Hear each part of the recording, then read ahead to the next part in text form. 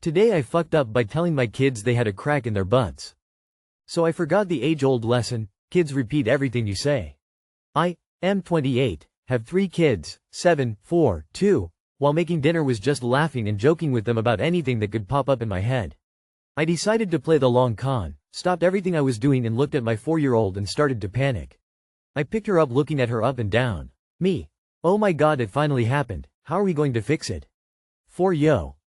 What's going on, dad? Me. You got a crack in your butt. 4 yo. Immediately breaks into tears. 7 yo. Really? Everyone has one. I got her calmed down and had a good laugh about it, thinking that was the end of it, until this morning with a very angry call from her teacher. She proceeded to go to school and tell all of her friends about the cracks in their butts, creating a classroom of 34 yos all in hysterical tears because their butts have cracks in them. Too long did not read. Keep your cracks to yourself. Teacher overreacting considering they're 4. You should have given them the best news possible for the situation. Dad. At least it's up and down and not side to side. 4yo. Why, Dad? Dad. Because if you had the crack running the wrong way, then when you went down playground slides you'd be going b, using finger to make lips make that noise, down the slide. That's on a teacher handling it poorly, not you. In fact, there's a great book, I Need a New Bum, which covers this very topic, and my children, similar ages, love. Was this a college professor who was just demoted to teaching 4-year-olds the day before? Because it sounds like they never met a 4-year-old. Did you tell them what can happen if you use shampoo or conditioner that repairs split ends if too much of it flows all the way down your back? Zany face. Just as a total aside, I always think it's interesting that people think of a butt as one thing with a crack down the middle, instead of 2 things, the muscles at the top of each leg, beside each other. Today I fucked up by eating mixed up Greek yogurt and ending up in the ER. I used to be deathly allergic to milk and milk products, cheese, cream, cookies and the like.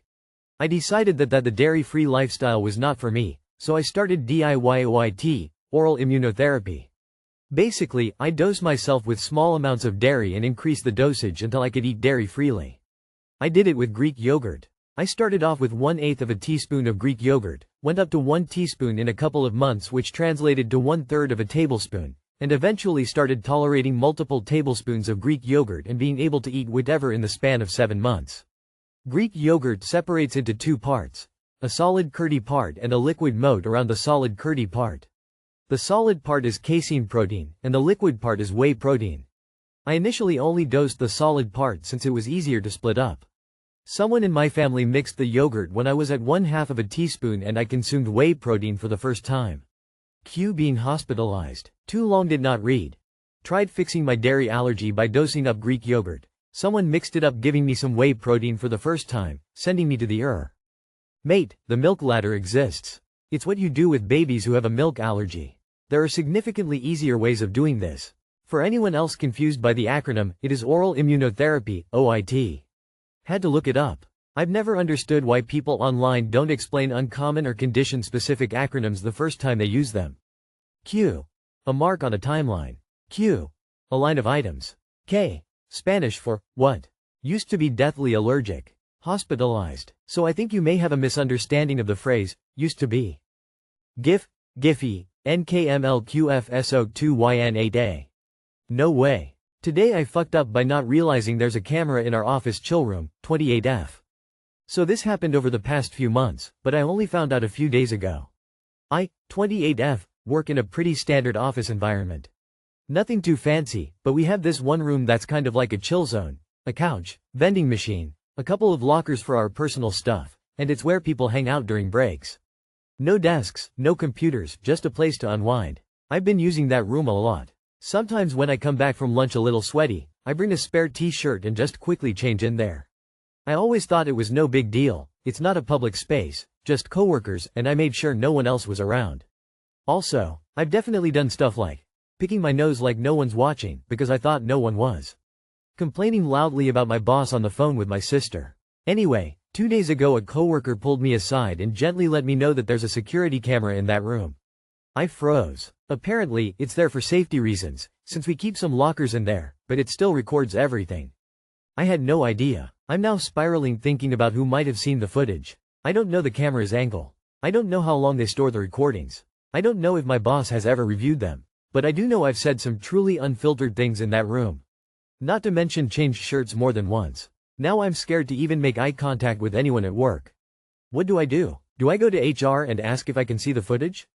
Is it better to just pretend nothing happened and never enter that room again? How much damage control is even possible? Too long did not read. Today I fucked up by not realizing there's a camera in our office chill room. Security footage isn't going to be looked at unless there is a reason.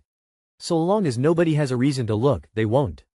You need to just let it go. If they are recording 24/7, they probably don't monitor it constantly only when there is a report of theft or some kind of violence, harassment. Most likely in your situation nobody ever saw the video and nobody ever will. If they are recording constantly there are thousands of hours to watch, and why would they pull up your specific moment of criticism?